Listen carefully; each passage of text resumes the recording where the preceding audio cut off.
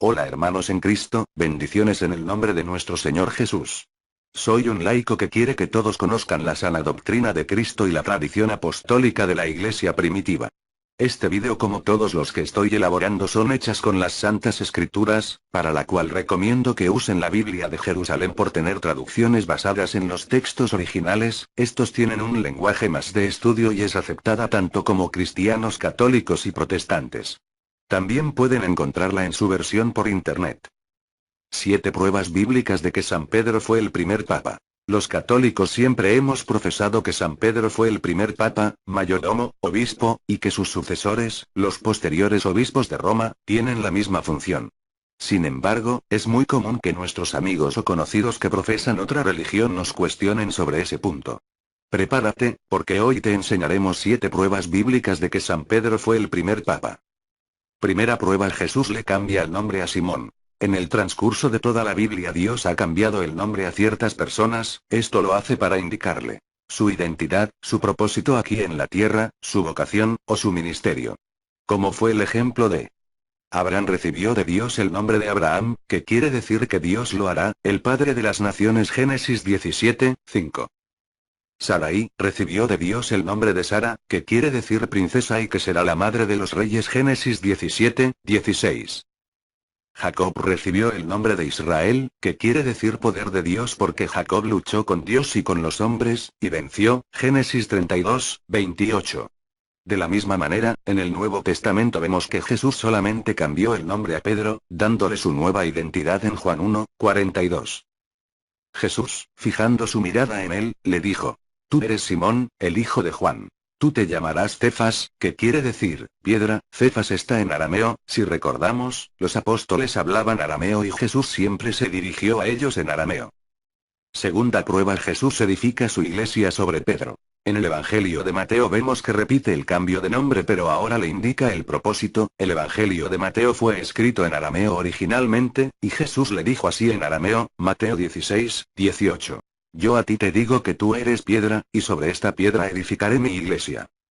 Repitiendo el contexto.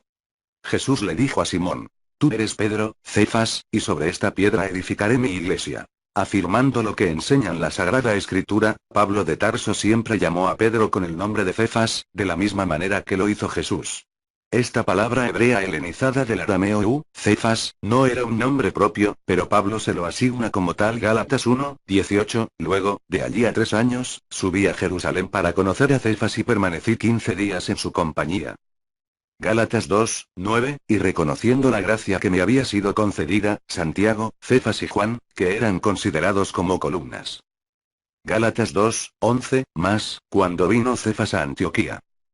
Corintios 1, 12, me refiero a que cada uno de vosotros dice: Yo soy de Pablo, yo de Apolo, yo de Cefas, yo de Cristo. Corintios 3, 22, ya sea Pablo, Apolo, Cefas. Corintios 9, 5. No tenemos derecho a llevar con nosotros una mujer cristiana, como los demás apóstoles y los hermanos del Señor y Cefas. En arameo no existe una separación de piedra y Pedro, por lo tanto es un nuevo nombre que Cristo inventó, porque ni en arameo ni en hebreo existe el nombre de Pedro, sino más bien Cefas, es un objeto, que es piedra, roca, peñasco, o sea, Jesús nombra a Pedro como a una roca maciza, firme y grande.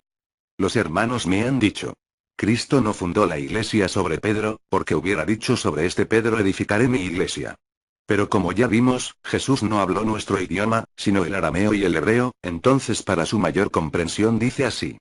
Mateo 16, 18. Tú eres Cefas, y sobre este Cefas edificaré mi iglesia. Y las puertas del Hades no prevalecerán contra ella. Como vimos, la palabra de Dios es clara. Pablo ratifica las enseñanzas de Jesús. Pero siempre surgen los anticristos que quieren dividir o cambiar las enseñanzas de Jesús. Muchos protestantes argumentan: cuando se tradujo el Evangelio de Mateo al griego, se tradujo la palabra Kefas a Petros, que significa piedra en masculino, o bien, como a los hermanos separados les gusta, también tiene el otro significado de piedrita, pero ignoraríamos que Jesús no se dirigió en griego a sus apóstoles, por lo que queda descartado el sujeto de piedrita, porque Jesús dijo Cefas, no Ebna, que significa piedrita en arameo. En griego existe la palabra Petra, que quiere decir también piedra en femenino, o bien, tiene el otro significado de piedra grande, y la traducción del Evangelio de Mateo al griego fue así. Mateo 16, 18. Tú eres Petros, masculino, y sobre esta Petra, femenino, edificaré mi iglesia y... Aunque así están las palabras en griego, el traductor del Evangelio de Mateo, utilizó Petros para referirse a Pedro en masculino, y Petra para referenciar la piedra sobre la que se edificaría la iglesia en femenino, pero sabiendo que el arameo que utilizó Jesús, no hay diferenciación y utilizó solo la palabra Cefas en este pasaje, el traductor no puso piedra en femenino para referirse a Pedro, pues obviamente los que leían en griego hubieran pensado que Simón hubiera sido una mujer. Aunque también en griego existe la palabra litos, esta solo se utilizó en varios pasajes, como cuando iban a apedrear a la mujer adúltera, Juan 8, 7, litos se utilizaba para referirse también a una piedra chica, o una piedra no firme. Entonces esta teoría la descartamos, repito, la descartamos en el nombre de Jesús, pues Jesús no habló en griego. Tercera prueba: Jesús le da las llaves a Pedro. Yo te daré las llaves del reino de los cielos. Todo lo que ates en la tierra, quedará atado en el cielo, y todo lo que desates en la tierra, quedará desatado en el cielo. Mateo 16, 19. ¿Cómo entender este pasaje? Las llaves en Mateo 16, 19 son simbólicas, porque sabemos que Jesús no tenía llaves en ese momento, sino que lo dijo para cumplir una profecía más de las Escrituras, y sabiendo que él es el descendiente del rey David, sabía como todo judío que los reyes entregaban las llaves a sus mayordomos, quienes tenían su confianza en el cuidado de su casa. Ejemplos: Isaías 36,22, Eliakim, hijo de Hilquías, mayordomo de palacio, el secretario Segna. Génesis 39,4, José ganó su favor y entró a su servicio, y su señor le puso al frente de su casa y todo cuanto tenía se lo confió.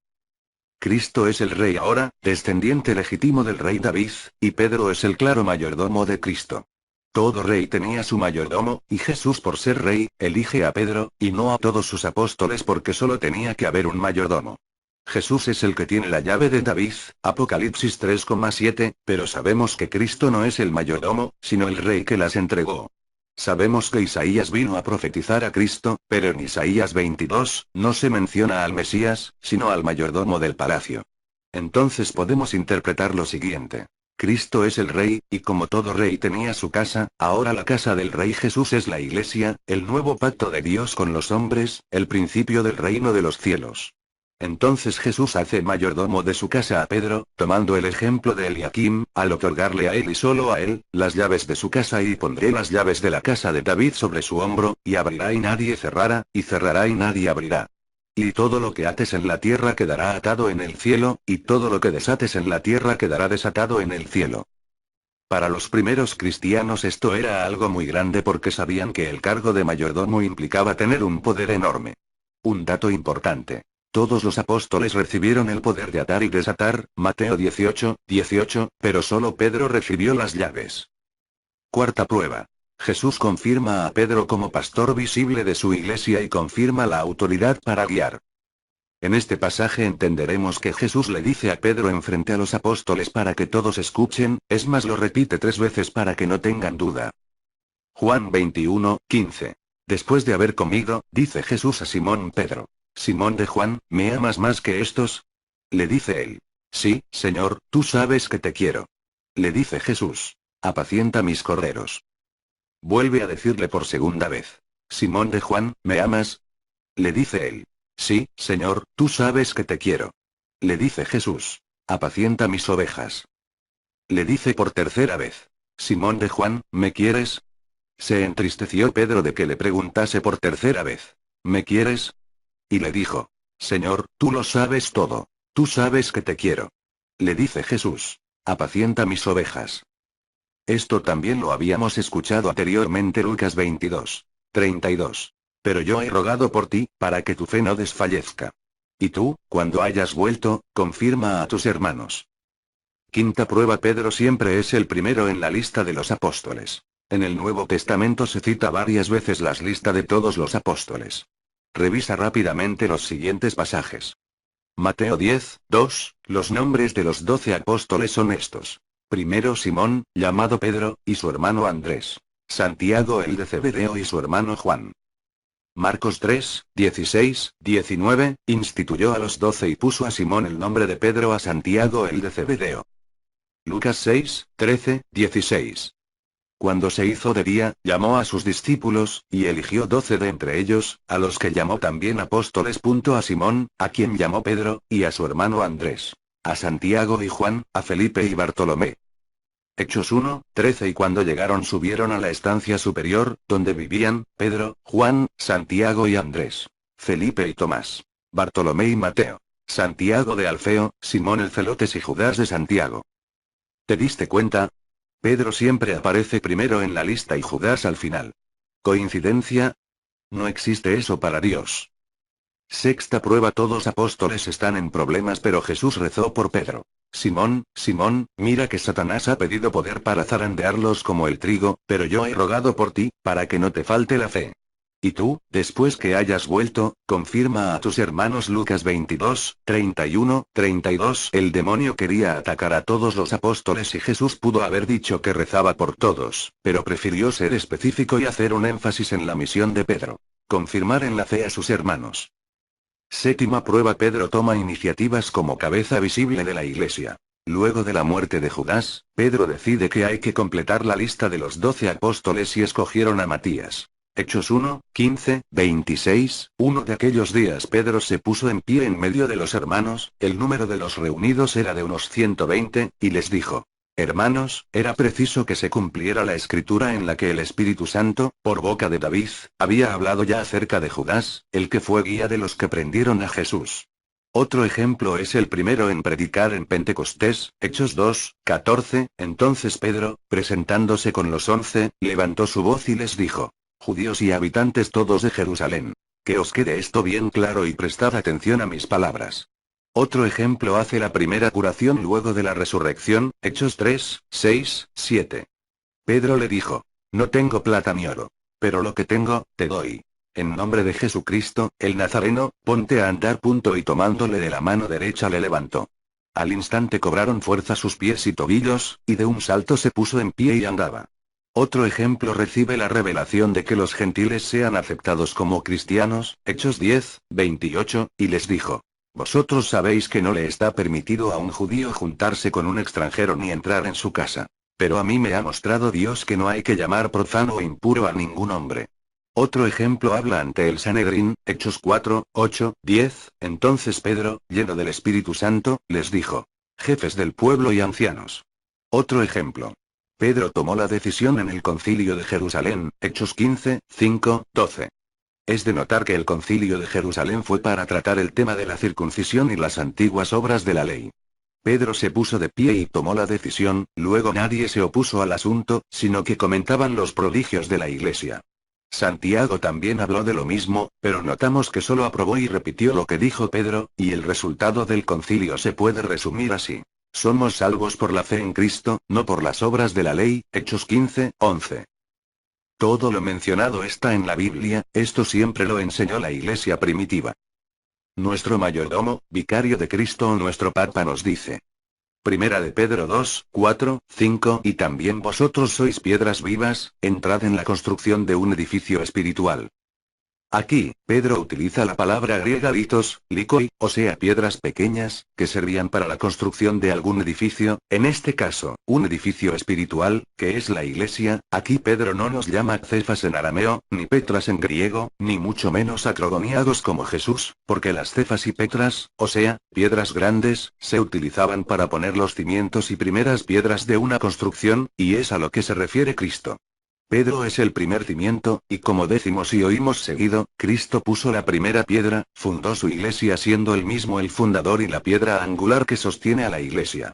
No hay contradicción alguna. Cristo siempre es mencionado como piedra fundamental que sostiene y es la cabeza de la iglesia, y Pedro la primera piedra sobre la que Cristo comenzó a edificar, y vemos como Pedro nos menciona como piedras a los creyentes en una invitación a continuar con la edificación de la iglesia.